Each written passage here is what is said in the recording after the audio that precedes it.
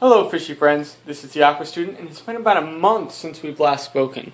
Quite a bit has happened that I'm sure most of you know about because you've liked my Facebook page. It's facebook.com/aquastudent. I post more frequent updates on there.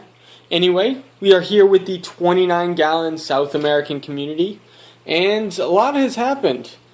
First of all, I was having a lot of issues with my old CO2 diffuser. I ended up getting this new one. It's putting out much smaller CO2 bubbles, and it's not getting blown off and then completely not working at all. I was having trouble getting CO2 into the system, and when you have high lighting, like this DIY LED fixture, well, high light and no CO2 causes a lot of problems with algae, and that's what I have been combating over the past month, 2 months or so, and I believe I've gotten everything under control. There was a lot of stocking changes as well.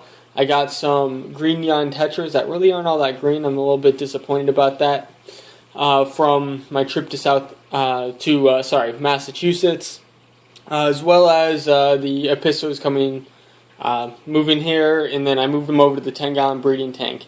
Speaking about the epistos, I'm sad to say that the male did pass away a couple weeks ago. It was kind of surprising. I came home from classes one day, and I was a little startled to not see him greeting me as I came in. And when I checked around the tank a little bit, I found him, and it was upsetting, but that's something that just happens. I mean, he was fine the day before, and then when he came back the next day, he was gone.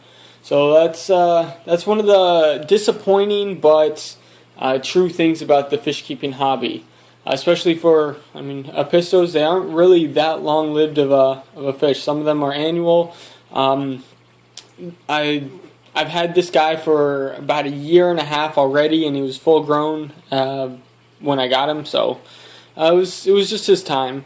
But now his girlfriend's now all alone. However, because he was my centerpiece in this tank, I'm now kind of at a crossroads. I'm not sure exactly what to do. I want a new centerpiece fish for this tank, but I could take it in many different directions, and that's where I want to get your input. So I've been thinking a lot of different things. We could go with another type of South American cichlid, like a checkerboard cichlid. I like those guys. They seem quite interesting. Have some great coloration on them. I was also thinking maybe German blue rams. I've never really kept them.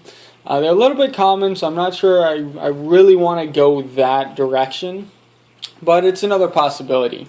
I could also go back to a pistogramma. I don't know. I would like to hear what you guys would suggest doing. I could also go for something a little bit more unique. There's a lot of nice dwarf gobies. I was checking out some of the stocking over at Miss Jinx, or Invertebrates by Miss Jinx. She's got a lovely selection of nano fish. And some gobies would be interesting, although I don't think there have been any success at all breeding them, so not sure how well that would go over. I could also just try something like a mutated sea bass. That'd be interesting. I mean, might be a little bit tight in there, but it's possible. Give me some chance to work on some of my genetic work. Anyway. I could also go with, I was thinking along those lines of the Malaysian, Asian fish. One of the local hobbyists around here has been keeping peacock gudgeons. That would be a very interesting one. They have some great red coloration and are fairly prolific breeders. The fry are very small, so that would give me a little bit of a challenge that I would really enjoy doing. So that's also a good possibility. But I would really love to hear what you guys would suggest. If you guys can think of anything. It's a 29-gallon planted aquarium. I'd like something that I could keep some of these small community fish with, but if you have a nice predator fish that would go well in here, I'd be more than happy to go with that. I'm more than happy to take this tank in a completely new direction. So I'm here to hear your suggestions. Anyway, that's what's going on with the 29-gallon planted community. You can see all the fish are coming out, saying hello. The aspidore's in the back, looking pretty sweet. See him. These guys are just so much fun to watch. Plants are growing in great. It's always an experiment to see what works out well. Some of these stem plants have been growing nuts. I actually just trimmed them up, so they look a little bit raggedy, but they'll grow back. That's a good thing about live plants. It's just like hair, doesn't really matter. It'll all grow back. This guy up front, he's been doing great. I've also got some more Ludwigia species on the sides. And I just love the red coloration, contrasting with the green.